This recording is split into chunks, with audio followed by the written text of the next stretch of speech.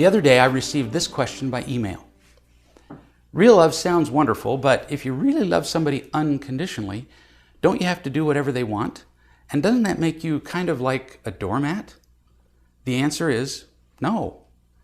But it's understandable that you would ask, because many people want you to believe that loving them would mean giving them everything they ask for. You'll actually hear people say, if you really loved me, you would blank. And they strongly imply that statement with their behavior by whining, sulking, and the like when they don't get what they want. But it's all a lie unconsciously told by people who are empty and afraid in order to get what they want. So, to put us back on track, let's review again the definition of real love. Caring about the happiness of another person without wanting anything for ourselves in return. Now let's suppose that I love a man named Frank, which means that I care about his happiness. You and I know that genuine happiness results from telling the truth about ourselves, feeling unconditionally loved, loving others unconditionally, and being responsible. So, if I love Frank, if I care about his genuine happiness, I would be willing to do what I can to help Frank accomplish those activities or traits. That is loving. Frank also believes that my loving him means caring about his happiness, but the problem arises with Frank's definition of happiness.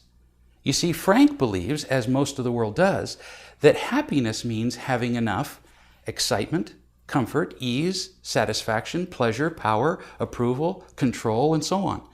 In Frank's world, if I care about his happiness, if I love him, I will always give him any excitement, comfort, and pleasure he demands.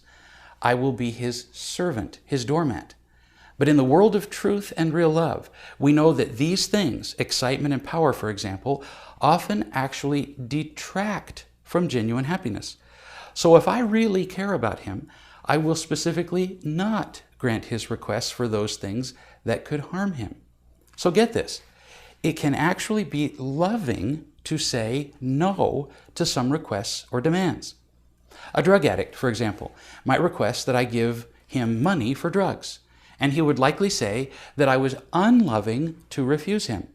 But that would actually be the most loving thing to do. But what if Frank demands from me something that would be good for him, like spending time with him? If I'm loving, wouldn't I be obligated to do that? Again, no. In real love, we give freely, not from a sense of obligation. We give as much love as we are capable of giving and as much as we choose to give. If I'm not in a place to give what he asks, for whatever reason, I'm tired physically or emotionally, or I just don't feel like it, what would happen if I gave in and did what Frank wanted anyway?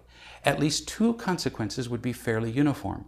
First, although Frank might enjoy my filling his request to some extent, he would almost certainly sense my reluctance. We can smell reluctance a mile away. In that case, he would not feel loved unconditionally. So what good would I really be doing him? It would not be a genuinely loving act on my part. Second, as I give of myself beyond what I freely choose, my stores of real love tend to rapidly empty out. I become less able to love Frank and anyone else. In that case, I harm myself and make myself less capable of helping anyone else. So, loving beyond our capabilities usually harms us and doesn't help others. It is not genuinely loving, and for that reason, saying no to the requests of others is often a loving response.